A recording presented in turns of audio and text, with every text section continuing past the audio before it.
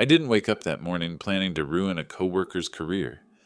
I was just trying to get through our stupid team building weekend without having to fake laugh too much. If you'd told me that by Monday I'd be the reason everyone avoided Mark in the hallway, I'd have shrugged it off. I'm not the revenge type. I'm the guy who writes the meeting notes and makes sure the intern eats lunch. But there's a point where watching someone get humiliated stops being none of my business and starts being a mirror you can't look away from. It started with Ethan. Ethan's 22, fresh out of college, the kind of kid who still apologizes when someone bumps into him. First one in, last one out, takes notes like he's going to be quizzed later.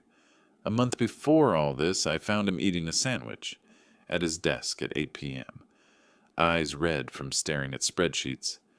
Go home, I told him. Your salary doesn't cover hostage situations. He just laughed, soft and embarrassed. I just want to make a good impression. He reminded me too much of myself at that age before I figured out the difference between loyalty and being convenient. Our department was invited to an off-site culture event at this rented venue downtown. Company logo on banners, fairy lights, open bar, bad DJ. You know the type. HR calls it relationship building. Management treats it like a victory lap, and everyone under middle management just walks around holding drinks like shields. Ethan showed up in a shirt that still had faint fold lines in it, hair combed too carefully. He found me near the check-in table. "Hey, Daniel," he said, adjusting his glasses. I don't really know how these things work. Do we just mingle?" "Rule 1, I said. Stick near people who already like you. Rule 2, never be the drunkest one in the room. Rule 3, if someone from senior leadership starts a sentence with, 'Be honest,' don't be." He smiled, a small, real one. "Got it." And then there was Mark. Mark's one of those guys who peaked socially at 27 and decided to live there permanently. Loud laugh, expensive watch, jokes that sound just safe enough in front of management but have teeth underneath. He's technically at my level on the org chart, but he treats junior staff like props and senior staff like an audience he's auditioning for. If there's a circle of people, Mark is in the center of it, not because he's charming, just because he's loud enough. By 8 p.m., the room was already warm with alcohol and corporate small talk. A few people from leadership were there, including our director, Amanda, doing her rounds with that professional half-smile. There was a photo booth in one corner, a bar in the other, and a catering table that nobody wanted to be the first to attack. I was standing with Ethan and 2 others from our team, making safe conversation about weekend plans. Ethan was nursing a beer like it was a prop, nodding more than talking. That's when Mark drifted over, already on his 3rd drink, tie loosened, eyes a little too bright. "Look at this," he said, clapping a hand on Ethan's shoulder. "The future of the company. You having fun, kid?" Ethan straightened. "Yeah, it's great. Thanks again for inviting." "Inviting?" Mark laughed. "Buddy, this is mandatory. You're not here for fun. You're here so we can see if you're normal outside Excel." People around us chuckled. Ethan smiled, but his eyes dropped. I watched it, the small flinch in his jaw, the way his fingers tightened around the bottle. It wasn't a big deal on paper. Just a joke. That's the thing about people like Mark. Every cut is small enough that if you complain, you sound oversensitive. "Relax, Mark," I said. "He's doing fine." Mark turned to me, grin sharpening a little. "I know he is, Danny. He's your little project, right? The Padawan." "Ethan's doing his job," I replied. "That's all anyone can ask." Mark held my gaze for a second, then clapped Ethan on the back again, harder this time. "Come on, we're just messing with you. You can take a joke, right?" Ethan nodded quickly. "Yeah, of course." Mark drifted off to the bar, drawn by a new cluster of attention. The moment passed, conversation staggered back into motion, but I saw the way Ethan stayed quieter after that, like someone had turned his volume down. I should have stepped in more, maybe. But at that point, it was just another office moment. A little mean, a little uncomfortable, not worth making a scene. At least that's what I told myself. An hour later, the DJ announced the team games. If you've never had the joy of experiencing corporate party games, imagine summer camp designed by people who think eye contact is a deliverable. Little stations set up around the room, trivia, charades, some kind of guess the fact about your coworker nonsense. Amanda gathered us in the middle of the room. Okay, everyone, we're doing something fun. We're going to play Two Truths and a Lie, Work Edition. Groans, scattered laughter. People reached automatically for their drinks, like taking a sip would make it all go faster. We'll pull names at random, she continued. You come up, we read 3 statements about you, and everyone has to guess which one is the lie. It's anonymous. You all filled out the form last week. I hadn't. I'd been in a client meeting when the email came through and never got around to it. Apparently that made no difference. Someone from HR had probably pulled fun facts anyway. The first few rounds were harmless. Lisa from accounting, Sam from IT. The room warmed up, people shouting out guesses, laughing when they were wrong. It was dumb, but it was benign. Then I saw Ethan's name appear on the screen. He froze. It was subtle, but I noticed. His hand tightened on his glass again. Ethan, Amanda called. Come on up. He shot me a quick look, as if asking whether he could say no. I gave him a small nod. Not because I thought it was a good idea, but because there's an invisible script at these things, and breaking it usually costs you more than it's worth. He walked up to the front, shoulders slightly hunched, hands in front of him. The HR coordinator, a woman I barely knew, adjusted the mic. Okay, Ethan, she said brightly. 2 truths and a lie. Here we go. She read off the screen. 1. Ethan plays classical piano and has performed in a recital. 2. Ethan once forgot to attach a file to an email and stayed up all night convinced he'd be fired. 3. Ethan has never been in a relationship and has never been on a date. The room laughed at the second one. It was relatable. Safe. The third one hit different. There was a half-second of silence, like the room was taking a breath. Then Mark barked a laugh so loud it cracked the air. Oh my God, he said. Is that real? No way. Come on, man. A ripple of snickering passed through the crowd. Someone whistled low. I heard a poor guy from somewhere behind me, wrapped in amusement, not pity. Ethan's face went red so fast it looked like someone had flipped a switch. He tried to smile, but it came out twisted. They're supposed to guess first, he muttered into the mic. Right, HR said quickly, but it was too late. The tone had shifted. The game wasn't about guessing anymore. It was about watching Ethan squirm. I'll go with number 3, Mark called out, still laughing. There's no way he's that tragic. Even interns get Tinder. More laughter. Amanda's smile froze around the edges. I didn't see her shut it down. I saw her hesitate. Okay, she said finally, voice a notch higher. Let's take a vote. Hands went up, mostly for 3, some for 2.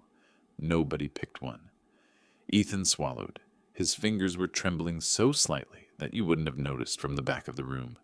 From where I stood, it was obvious. He said, clearing his throat. The lie is number 1. A murmur rolled through the room. A few people laughed again, softer this time. Someone said, "Oh, man," under their breath. So you did stay up all night over an email, somebody joked. And Mark began, pointing a finger toward him like they were co-conspirators in a bit. Ethan glanced at the floor. Yeah. He handed the mic back, turned, and walked down off the little platform. The DJ made a clumsy joke to cover the silence, something about dedicated to the job. But the air felt different, a little heavier. He drifted back toward our side of the room. His eyes were shiny in the colored lights, but he wasn't crying. Not yet. He just looked like someone had pulled a rug out from under him, and he was still pretending to stand. Mark intercepted him before he reached us. Hey, he said loudly, clapping an arm around Ethan's shoulders again. We'll fix that, buddy. We'll get you a LinkedIn-approved love life. Maybe we can raffle off a date tonight. The people near them laughed, nervous, too polite or too afraid to push back. I saw one of the junior analysts glance at Ethan with something like sympathy before looking away. Ethan forced a laugh that sounded like a cough. "It's fine," he said. "It was just a game." Mark grinned wider. "Yeah, and you just gave us material for the rest of the year." That was the moment. Not the game, not the facts on the screen. People overshare all the time. It was the way Mark took something vulnerable and held it up like a party favor, the way everyone else let him, as if Ethan were a character and not a person who had to come back into that office on Monday. I felt something settle in me. Not anger in the usual sense, more like a click. People think snapping is loud, shouting, throwing things, storming out. For me, it was quiet. Just a simple, cold sentence in my head. You don't get to do that to him. Not in front of me. If I'd known the office would treat that night like entertainment instead of a mistake, maybe I would have blown up then and there. But Monday morning came. Fluorescent lights flicked on as if nothing had happened, and everyone walked around pretending they hadn't laughed at a kid freezing under a microphone. That was the part that got under my skin more than anything Mark said. The silence afterward, the comfortable complicity. Ethan came in early, like always, but he moved differently, quieter, more careful, like he was trying to make himself physically smaller. He gave me a quick nod before burying himself in his monitor. I saw the way he avoided looking at Mark's desk, even though Mark wasn't there yet. I didn't push him. Not yet. Sometimes a bruise doesn't want sympathy. It wants time. Mark strolled in at 9:27, coffee in hand, humming like a man who'd slept great. He gave a loud clap when he reached his desk. "Morning, team. Big week. Lots to do, lots to fix. Right, Ethan?" Ethan stiffened. I looked up. "Mark, enough." He grinned, hands raised in mock surrender. "Relax. Just keeping things light. Kid's got to build thicker skin." Ethan didn't look up. He didn't have to. I felt the weight of the moment hang between us. The thing about Mark is that he's always testing boundaries. Not because he needs to, but because nobody ever stops him. People like him rely on the room to stay quiet. They thrive on it, and the room always obliges. But something shifted after the event. I began noticing details I'd ignored before. The way Mark rolled his eyes behind someone's back. The way he deflected blame with a joke. How he never stayed late unless someone with a title above his own did. The small manipulations that don't look like much until you start keeping track. And I did start keeping track, not out loud. Not in a folder titled Mark's Downfall. Just mental notes, patterns, inconsistencies. The kind of things you see only when you're actually looking. On Wednesday, Ethan came to me with a question about a report. His voice was steady, but his shoulders were tense, like he was waiting to be criticized. "Daniel, can I run something by you?" he asked. "Of course." He handed me a printed sheet. I scanned it. It was actually strong work. Clean, accurate, thoughtful. "This is good," I said. "What's the concern?" He hesitated. Mark said I should rewrite it. He didn't, explain why. Just said it wasn't client-facing quality. I read it again. There was nothing wrong with it. "Did he show you an example of what he wants?" "No. He just said to redo it and make it less." Ethan. A flush rose on the back of his neck. That stung him more than the joke at the event. You could hear it. I leaned back, turning the page over. "Keep this version. I'll run it to Amanda myself." His eyes widened.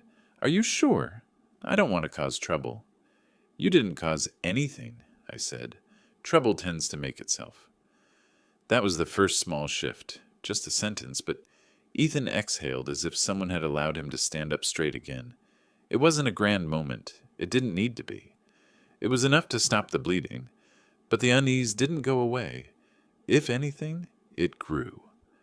Later that afternoon, I passed by the small conference room and overheard Mark joking to two others, careful giving tasks to Ethan. He might tell HR about his dating history again. They laughed, not because it was funny, but because laughing was easier than not laughing. I opened the door.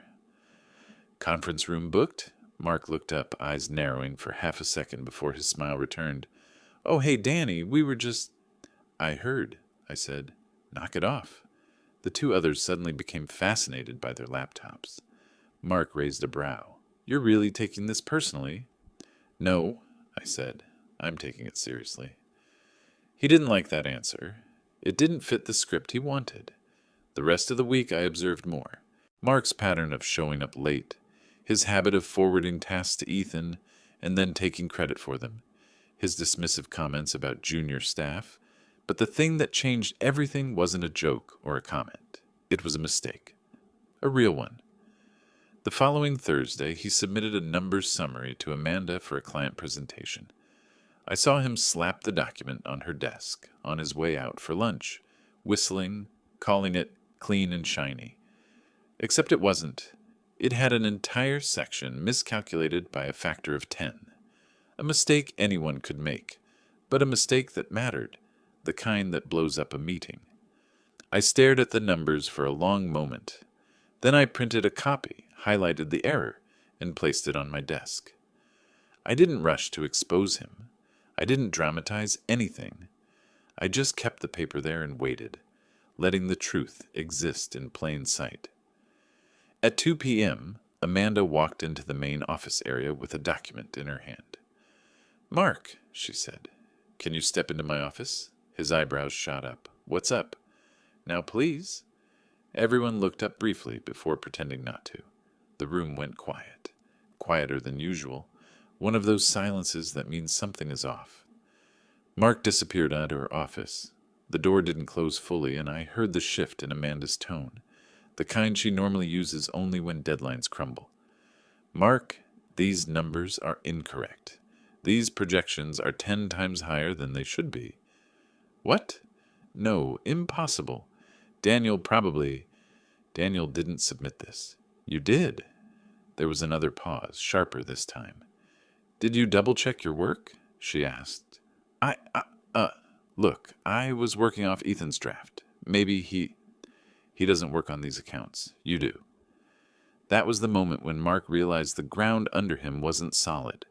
You could hear the panic creeping in under his breath, the way he started talking faster, stacking excuses like shaky blocks. When he came out of the office 10 minutes later, his expression was stiff, jaw set too tight. He walked straight to his desk, eyes flicking briefly to me, something between suspicion and resentment. "You knew about this," he said under his breath. "I read it," I replied. "That's all." He stared at me like he was trying to figure out the angle, the plan, but there wasn't one. Not yet. Sometimes the truth falls on its own weight. Ethan approached me later, hesitant. "Is everything okay?" "Everything is aligning," I said. He didn't understand. He didn't need to. On Friday morning, Amanda called the whole team into a meeting. Mark's mistake had caused a delay with the client, and she wanted to reassess our workflow. It was a sanitized phrasing, but the look on her face said plenty. She went through Mark's error, how it happened, why it wasn't caught. She didn't mention the event last weekend, but the energy in the room felt different. People weren't looking at Ethan anymore. They were looking at Mark. When the meeting ended, Ethan stayed behind. Everyone else filtered out. "Daniel," he said quietly, "can I ask you something?" "Sure. Did I do something wrong?" "No," I said. "You've done everything right." He nodded, swallowing, trying to believe it. Then he said something that made me pause. "I was thinking of quitting." My chest tightened. "Why?" He looked at the conference table instead of me. "I don't think people take me seriously here, and I don't want to be that guy again." I understood exactly what he meant. "You're not quitting," I said. "Not like this." He looked up, eyes unsure. "What makes you so sure?" "Because I'm not done yet." He blinked. "With what?" I didn't answer right away. I just gathered the papers on the table, stacked them neatly, and handed him his report. "You did good work," I said. "That starts counting today." He nodded slowly. Something steadied in his eyes. Just a fraction, but enough. As he walked out, the room felt different.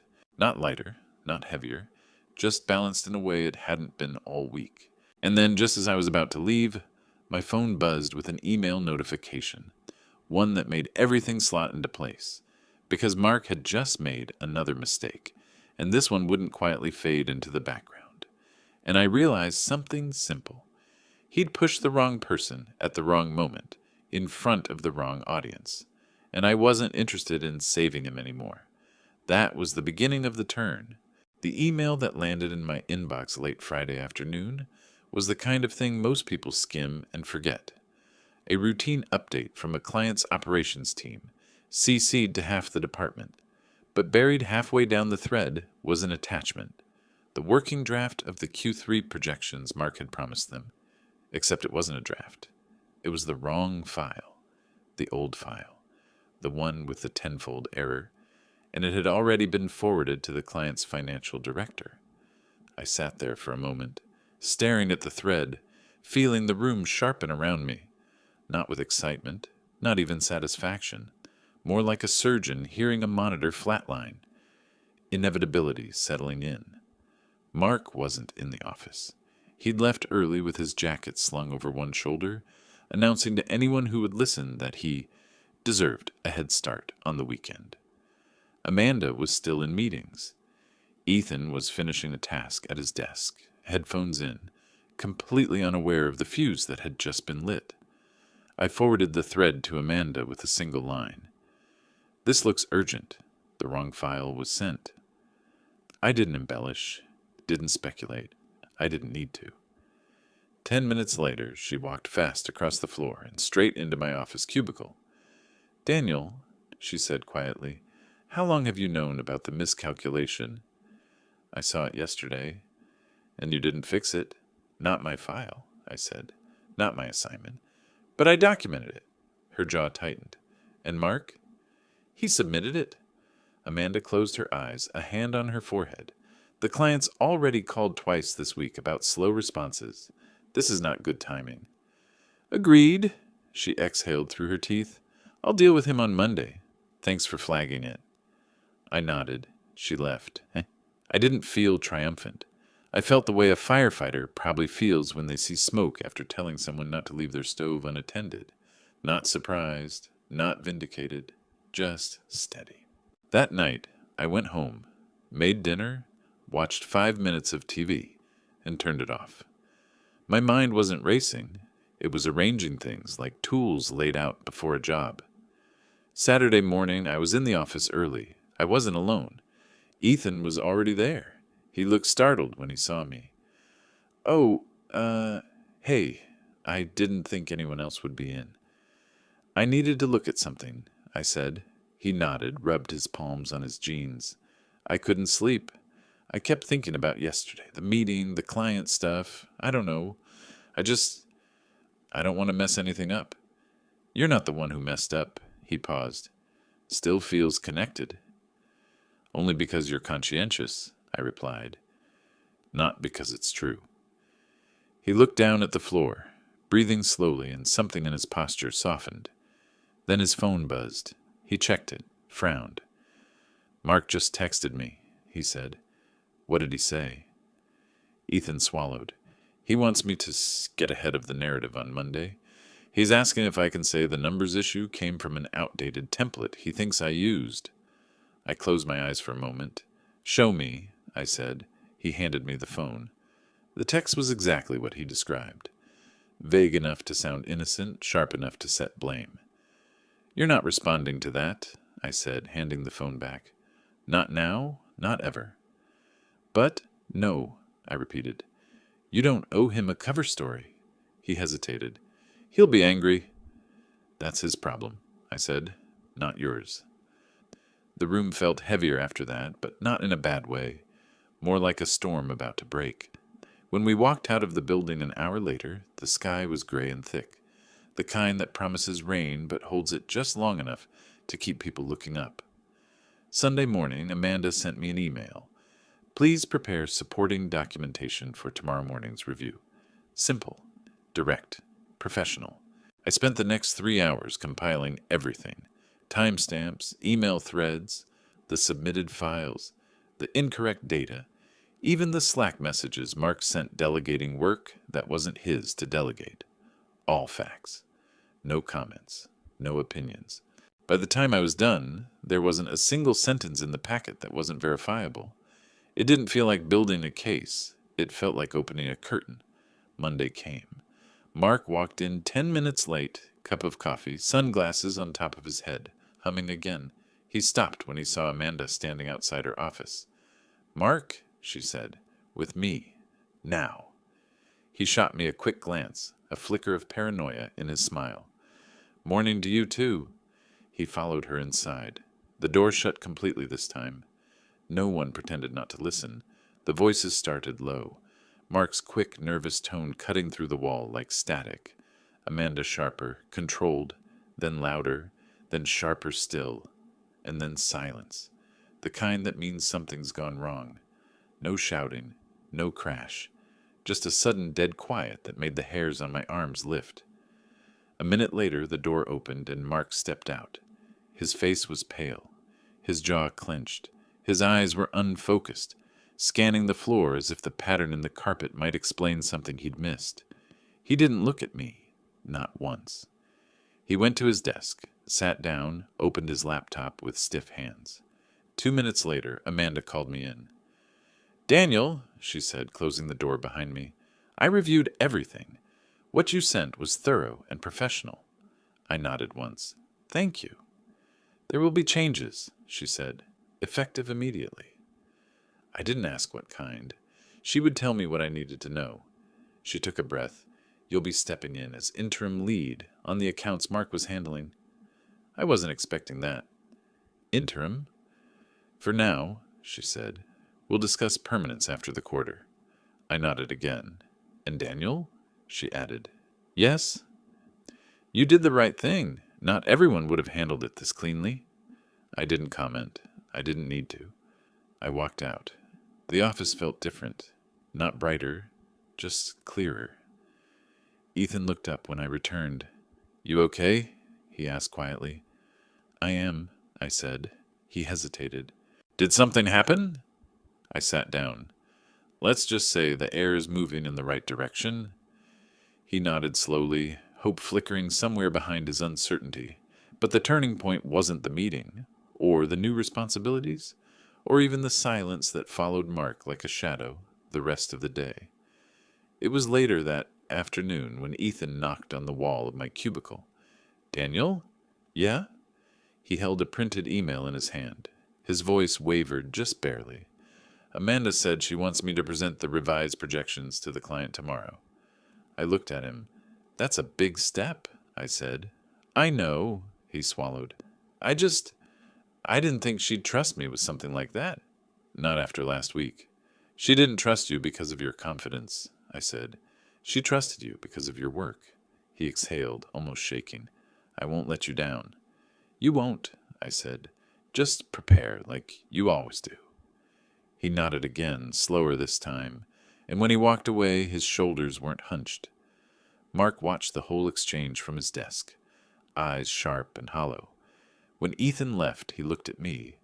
For the first time since this all began, he didn't smirk. He didn't joke. He didn't say a word. He just looked. As if he finally understood that the ground he'd been standing on all this time was never solid. It was ice, and it was cracking, one line at a time. By Tuesday morning, something in the office had shifted in a way you can't measure on a spreadsheet. People said good morning with a kind of careful clarity. Voices were lower, but not tense, more like everyone had agreed to stop pretending the last few weeks were normal. Ethan came in exactly at 8. He wasn't wearing his usual office armor, the stiff button-down, the anxious posture. Instead, he looked quietly focused, carrying a single folder with his notes for the client meeting. When he passed Mark's desk, Mark didn't look up. Whether out of shame or strategy, I couldn't tell. It didn't matter. At 10:15, Amanda gathered the team for prep before the client call.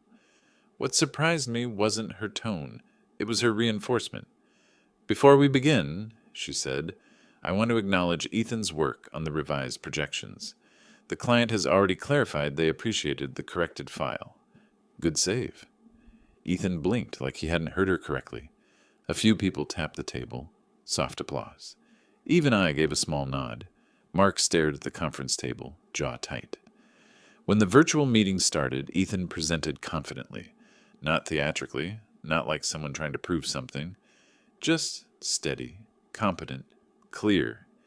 He didn't stumble once. The client thanked him by name. When the call ended, Amanda dismissed everyone but stayed back with Ethan and me. "Good job," she said to him. "Let's continue this structure going forward. If you're open to it, I'd like to involve you more directly in client-facing prep." Ethan nodded slowly, as if the words had to sink into him one by one. "Yes," he said. "Absolutely. And Daniel," she added, turning to me, "I'd like you to oversee the transition while we reassign responsibilities." "Understood." She hesitated, then said it plainly. "Mark will be moved to internal documentation projects, effective immediately." That was the moment it became real. Not loud, not dramatic, just a quiet shift in the world, a new seating arrangement in the universe. When we walked out of the room, Ethan waited until the hallway was empty. "Did you know that was coming?" he asked. "I knew something was coming," I said. "Not the shape of it." He let out a breath, shaky but relieved. I didn't think people like him ever actually. He stopped, searching for the word. "Face consequences?" I finished. "Yeah." "They do," I said. "Just not always when we want them to." He nodded. Something steadied in him, like the tremor that had followed him for days had finally quieted. Mark wasn't at his desk when we returned. He came in 20 minutes later, eyes forward, shoulders stiff, heading straight into Amanda's office. The door closed. No one leaned in. No one tried to listen. Not because they weren't curious, but because the story no longer belonged to him. He came out a few minutes later with a printed sheet and a blank expression. He didn't speak to anyone, not to the analysts who used to circle around him, not to the people he'd lorded over, not even to me. He just sat down and opened his laptop. For the first time since I'd known him, he seemed small. Not humiliated, not punished, just equal to his choices. Around noon, he walked over to my cubicle. I didn't look up immediately. I waited. When he finally spoke, his voice had none of the performative ease he always carried. "Was it you?" I looked at him. His eyes weren't angry, just tired. "It was your work," I said. "I didn't add anything. I didn't hide anything." He swallowed. "You could have told me." "I did," I replied. "Every time I could." A long silence sat between us. He opened his mouth, but whatever words he was reaching for didn't come. Instead, he nodded once, stiff and grudging, and walked away. He never apologized. I didn't expect him to. Sometimes the only apology you need is someone losing the power they misused. By the end of the week, the department felt different. Meetings were smoother. The tension that had lived under every joke was gone. People laughed normally, not at someone, just with each other. Ethan began stopping by my desk more often, not out of fear, but with questions, ideas, even the occasional joke. He wasn't a different person. He was just the version of himself he'd been trying to be all along. Friday afternoon, he brought me a coffee. "Thanks for, he said, placing it on my desk. "Everything." "You did the hard part," I said. "I just didn't let someone bury it." He gave me a small smile. Not shy, not self-conscious, just grateful. "Still," he said, "thanks." When he walked away, I realized something surprising. I felt calm. Not triumphant, not energized. Calm in a way I hadn't felt in months. At 5:02, Mark packed his bag. He didn't say goodbye. He didn't linger. He walked out without looking back. No audience, no performance. Just a man leaving a room that had silently moved on without him. That felt like closure. Not revenge, not victory. Just the final click of a door that had been hanging open too long. I shut down my laptop, grabbed my jacket, and headed toward the elevator. As I reached the lobby, I saw Ethan talking to the receptionist, laughing at something she said. When he saw me, he gave a small wave. "Have a good weekend," he called out. "You too," I said. Outside, the air was warm, soft, Steady, I crossed the parking lot without rushing. No weight on my shoulders. No tension in my jaw. Some stories end loudly, shouting, slamming applause. Ours didn't need that. It ended the way fairness usually arrives, quietly, without fanfare, settling into place like something that had always been meant to land exactly where it did. And as I got into my car, keys in hand, engine turning over smooth and easy, one final thought passed through me, with a kind of peaceful certainty. I didn't kick anyone down. I just stopped holding someone up, and that turned out to be enough.